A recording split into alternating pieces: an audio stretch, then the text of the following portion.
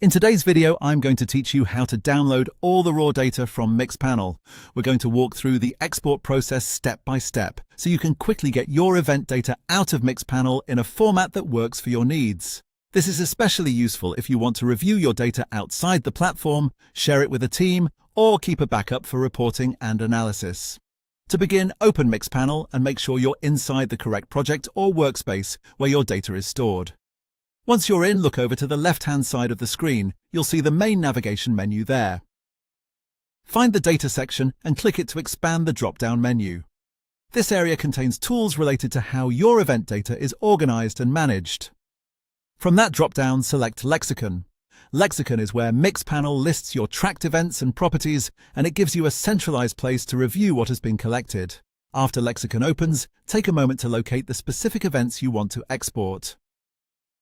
Depending on your setup, you may be exporting a small set of events or a much larger collection, so it's worth checking carefully before moving on.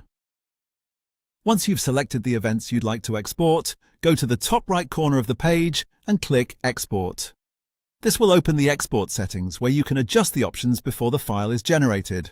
Review those options carefully so the export matches what you need. If you're working with a system or workflow that requires the legacy format, choose CSV. That format is commonly used because it's easy to open in spreadsheet tools and simple to work with for further analysis. After you confirm the export settings, Mixpanel will process the request and send the exported data to your email. Depending on the amount of data you're exporting, this may happen quickly or take a little time, so if you don't see it right away, give it a few minutes and check your inbox. And that's it. That's how to download all the raw data from Mixpanel.